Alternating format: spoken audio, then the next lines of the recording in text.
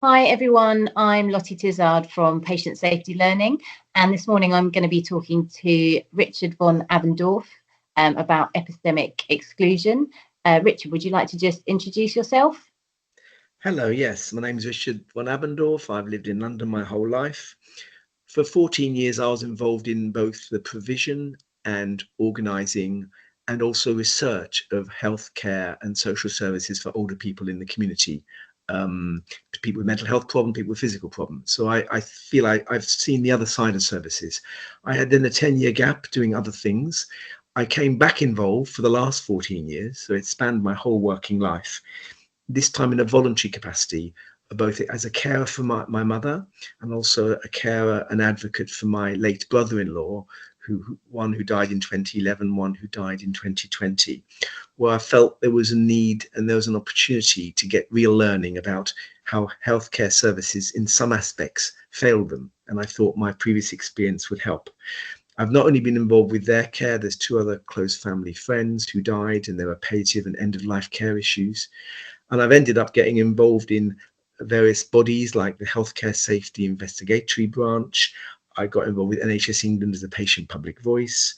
I got involved with PHSO, the Facts, a group which brings together people who've had a bad experience of the Ombudsman. So I've been involved in networks of patients and families who've had a hard deal and have wanted to get learning. And this morning we're going to be talking about the idea of epistemic exclusion.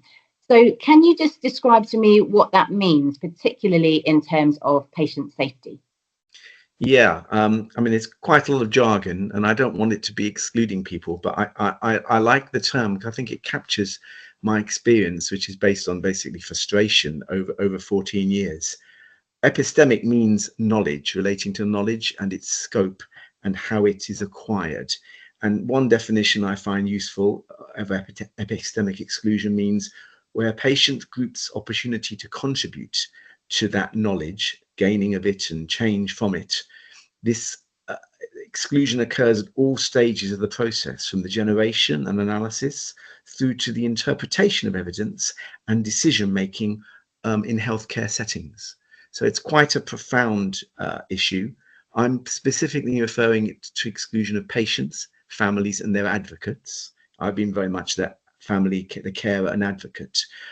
And I'm interested in exclusion rather than another term often uses epistemic injustice, which I think is a result of that exclusion, because I'm interested in the process of it and have been, I feel that process we've got to try to understand better in order to remedy it, because it has not because it has clear implications with regards to the learning that has occurs and how much the patient authentic patient voice and insights are generated. Okay. So you referred there to your own experience. Can you tell us a little bit about that? Yeah, I want to put it in three ways. My experience over 14 years, and particularly around my late mother and my late brother-in-law, can be summarized in three examples. The first is the most general systemic example. I don't know if people know that with regards to patient harm events, there is no forum for patients to report harm as such, i.e. a place where independent experts can take account of and look and try to learn from episodes of harm. There is that for staff. Staff for many years through the National Reporting and Learning System had a model, had a space to do that. And that's now been changed to something else called learning from patient safety events. But patients have never had that. So that for me is the most profound epistemic exclusion. The people who are harmed aren't given essentially a portal. And the statistics around that are, in the old system, there were 2 million reports a year from staff, basically, and up to 50 patients would make reports because it wasn't made available to them. They weren't aware of it. Because coming on to the second example, I mean, the main way patients who've experienced harm report events, people may know, the main way is through the complaint system. And I would add on to that the ombudsman system if they feel their complaints haven't been handled. They can also go through an inquest system, and some go through litigation. And I've been through the inquest system also. Now, they aren't specifically addressed at harm and looking at learning from harm. but it's the only avenues patients have. The concrete example is when I was trying to explain and map out the harm my mother had experienced and ask for questions to be answered around it to get learning. In all of those processes I went through, it was a battle to get it authentically, fully, accurately expressed. The views of services, the views, for example, of the consultant took precedence. And it, I had to battle all the way. I had to go through the ombudsman essentially 3 times, and they, in 3 occasions, had to review, reassess, and also look at their own processes. The inquest eventually, after a very stressful process, did confirm an issue around medication hadn't been properly assessed. But the only outcome which I think really made a change and was registered in the system was around the use of a drug. My mother's pain was undermined by the use of a drug called naloxone. And having gone nowhere through these systems, I had to purchase an independent report. I had to go to a Royal College. They then went to National Health Service Patient Safety, NHS Patient Safety England, and 2 safety alerts were issued. But that was outside the system. So the system itself excluded the voice and the evidence of myself as a family advocate who'd researched it very carefully. So that was the second example. But the third example I would give, and there are many concrete examples, but I'm just going to give the general overview, was I have in those 14 years got involved in something called the Healthcare Safety Investigatory branch, which is now morphed into a new body called HSSIB, which is meant to pick a very few cases and investigate and get learning. And they are, and in many cases, they engage with a family to provide a reference case. And whilst I was involved in an advisory capacity with that body, at the same time, sadly, my brother-in-law died of a very painful, aggressive cancer, a sarcoma.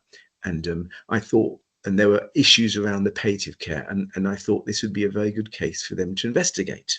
So I became, and my family, my wife, his sister, and his widow, my sister-in-law, were all involved as a family and subject to one of the investigations by this body, which at the time and is still seen as a model of patient engagement, involvement, and independent expert investigation. But what I found, it was once again an extremely frustrating process. From the scoping and the investigation to the deciding on what learning comes from it, the patient voice is very limited and very minimal. And even when it came down to describing the events themselves, what happened, even though these events were kind of intrinsically part of the stressful and traumatic process for my brother. And there were episodes there where the family had a clear story to tell. We remembered what happened. We consulted the notes. We went into all the details. But when the report came out, various drafts and the final report, some things were edited in such a way as to exclude that voice. And the concrete example was at a crucial moment, he wanted to get his GP, who there wasn't a good relationship, it was a very limited service in that area, to assess why pain had recurred. And he couldn't get an appointment when he needed it. And in the end, he had to go privately to get the support, which finally led to the diagnosis that actually everything had spread and he had a few weeks to live. But this story was not told authentically. The investigators just went to the GP practice, read the notes, talked to the practice and says, this is what occurred. And it was contrary to a very clear story we were asked to recount, and we told and explained. And there may be 2 sides to the story, but the experience of the family, which led to the feeling of isolation, a lack of support, no one understood what was happening, carried on and was part of the story of the poor palliative care in the end he received. But that wasn't engaged with. Okay, well, thank you, Richard, for sharing that experience. That sounds really difficult. What do you think the implications are for working with patients in the field? There are 2 things. I mean, firstly, there is this what's called compounded harm. Patients, firstly, experience the original harm. I mean, they've gone to health services to get help and cure or management and palliation. And in some cases, sadly, they get the opposite. It doesn't help and it may cause harm. That is compounded when then they go to what they think are independent experts who want to get learning, who don't listen to the patient and get the full story, don't and therefore the patient very strongly feels that the outcome, and then like in the case of my brother in law, we felt the outcome of that whole investigation led to recommendations which we didn't believe would have made any difference to his care if they'd been implemented. And I think there's a powerlessness there. And at times, you know, like many patients, you're almost treated as you are the problem. You know, you are gaslit. You're told, in one case, I was told, well, you clearly want to do your own investigation, which was kind of because I was trying to provide lots of information, lots of insights, whereas I was trying to help provide the best possible investigation, give the maximum information, my questions and our family's questions and our suggestions. But saying too much, you know, is seen as a challenge, I think. I think there's an increasing recognition in research to involve patients and hear their views, in policy development, in care, particularly when you're assessing a patient, you're looking at how they understand their illness, how they manage it, how they're going to manage any treatment, giving advice. The view of patients is vital. So when this care has gone wrong, when harm has resulted, it is very surprising that the detailed insights of patients themselves are not considered of value. I mean, there are questions around that. A blog has recently gone on your patient safety learning site about the value of patients' insights and how to categorize them and how to understand them. And that paper talks about how services should facilitate that. But I would say is we're sadly at the wrong place, because in the case of patient safety, it's not a question of facilitated, it's actually how it should be taken seriously and acknowledged as existing. The other question that comes out of it is because the rhetoric in investigations and harm and learning is that the patients have valuable insights. They're the only people who see the system from the outside. They see all the different services and the interaction with them rather than any one part of the service. So their insights and views and experiences is valuable to explain what is happening and and the impact it has on patients. So it's a bit perplexing why in those very meant to investigate harm, those insights aren't drawn upon. And to give an example, with regard to my late brother-in-law's care, the family did its own report to complement the formal investigation, which was published on the website. And 3 eminent palliative experts have read it and said that actually says a lot of valuable things. Sadly, even that hasn't, I think, got to the audience I'd like to get it to. And that's another reason I want to contribute here, because in the case of my brother's care, it was oncology services and community services who are the ones who then get you to palliative services, which may have been able to make a big difference when a difference could be made. So you talked there, Richard, about transfers of care and how, you know, patients and families are really the ones who see that in a way that no one else does. Why aren't families being consulted about how we overcome all the errors that happen there? And what could be done about that? I mean, the question may be not why aren't families consulted, because they probably are consulted if there was good research. But I would give examples how they're ignored, or what the insights they can share if they're given the opportunity, if they're not excluded, is downplayed. And one reason is because you'll need 2 groups of experts there, or possibly 3. You'll need the experts who understand the one service and the organization of it. You'll need the experts who understand the other service. And then you'll need someone who's able to reconcile that and hasn't just got one hat on or one interest, but looks at how the services should be better integrating, which is a challenge because services have enough problems just maintaining their own views. And patients obviously may have strong views on that, but they're addressing issues which no one is addressing. And there isn't the expertise there. Or, you know, my challenge is that you need to involve in investigations experts as well as patients who are interested in making these challenging observations and maybe coming up with challenging solutions.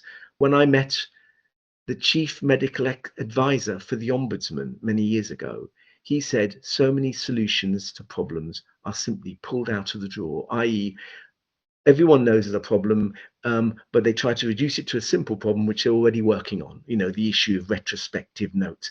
Things are picked up which are easy, which can be done internally, which don't involve systemic changes.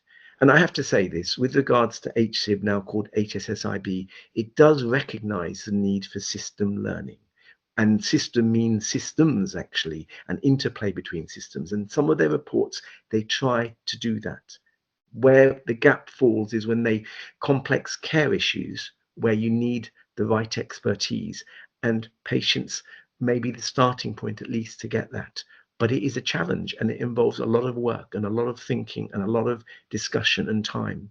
And I don't think they're resourced to do that, but they should be. In your opinion, Richard, what causes this epistemic exclusion? One issue I would say is I think there needs to be more research about this to really get to the bottom of it, because I don't think we have grasped that. Some terms are used around it. For example, the notion of independent investigation, and that was used in our case to say, but we're independent, in order to justify they weren't listening to patients. But surely no one's talking about independence of the patient's view. It's independence of the service, independence of the model, maybe at times, if there's a need to change the model or reconsider how service is organized. But independence, I think, has been misused and is being misused. Expertise is used, but do not patients have some expertise in managing their care and in managing services and getting the best out of services? And it's interesting, in the both experiences I've had in the family, it was about the intersection between one service and another. In one hospital service, in another community and oncology services and palliative service, and who has the expertise in how they interplay. In neither case were the experts of that or people outside that involved. So I think that's one of the problems: the wrong independence, the wrong experts. Fundamentally, however, I think another dimension to it, it's about power here, that the patient is powerless in so many ways. And when it comes to who's running the investigation, the patients have no role. You've got this independent body which has all the power and consults the bodies who are in power. They consult the people who write the notes. They consult the policymakers. Patients, patient voices, and advocates are powerless. I mean, I did look up, I'm not an expert on this, knowledge and power. And if we're talking about knowledge, and I'm saying power, and I just want to give this quote: according to Foucault's understanding, power is based on knowledge and makes use of knowledge. On the other hand, power reproduces knowledge by shaping it in accordance with its anonymous intentions. And sadly, I think I'd like to reduce it to something slightly less contentious and less political and less extreme. But if you are going to hear the patient's voice in some complex cases, they are going to be challenging.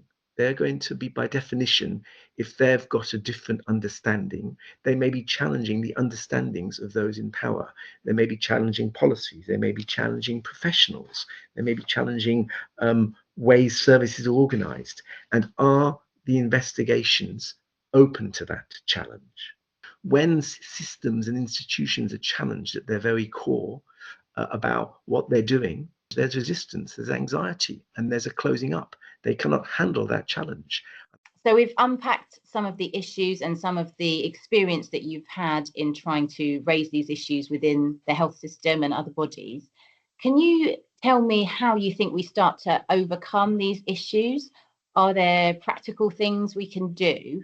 And maybe you could talk a little bit about restorative justice, which we hear quite a lot about at the moment. Yeah, I think restorative justice is recognizing the trauma and harm, and its definition. And there's a current consultation going which talks about it's trying to improve and repair relationships, bringing together those who are part of the harm event to try to get repair and a positive way forward.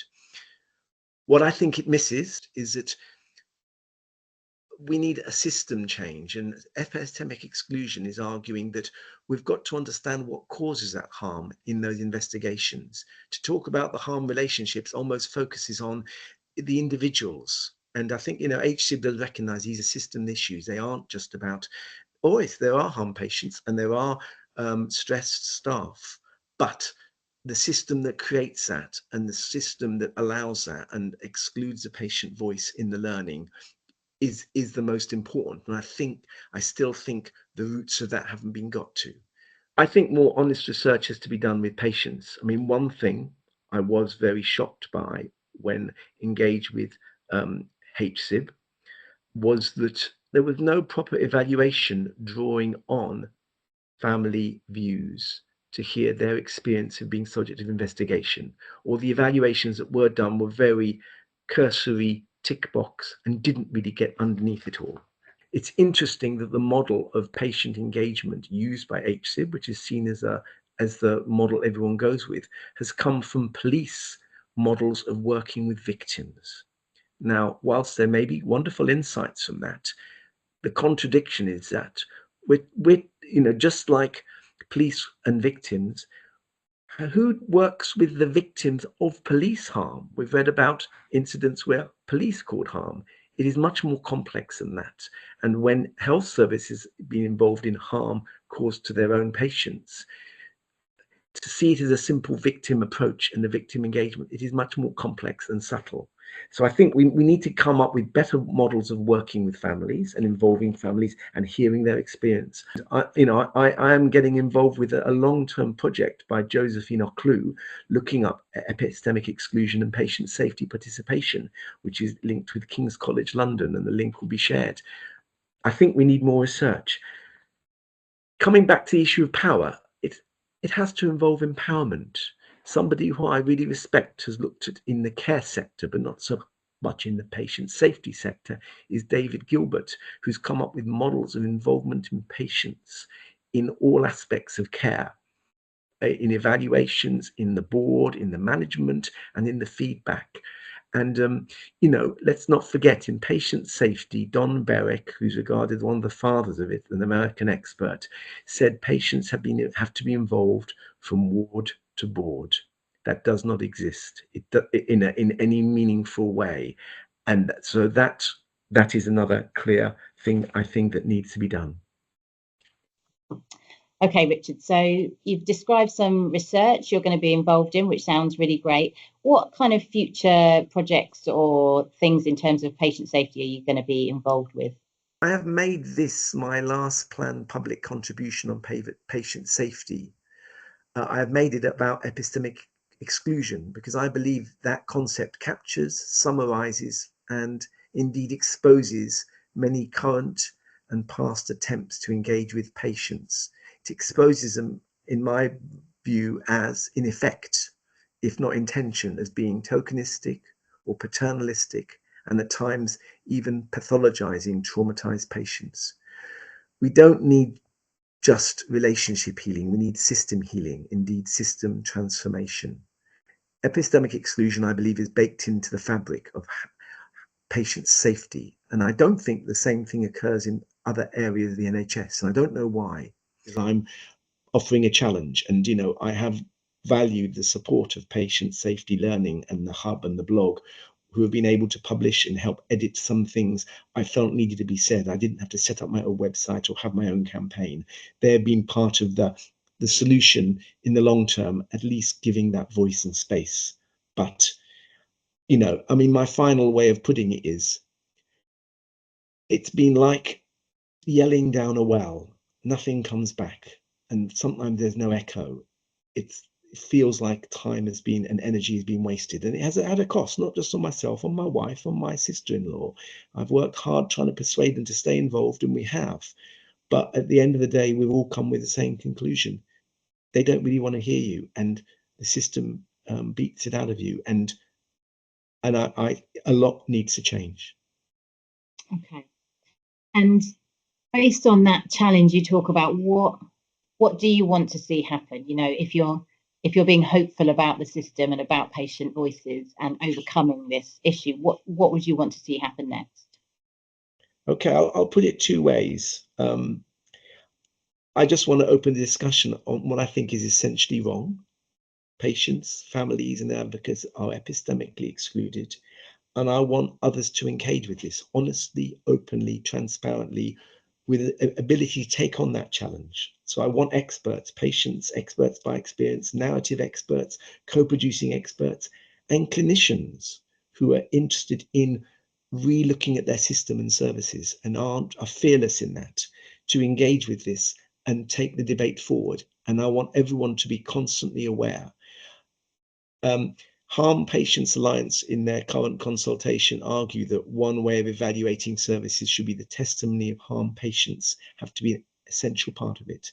And this is my testimony, I suppose. And I want people to take that on board and analyze it.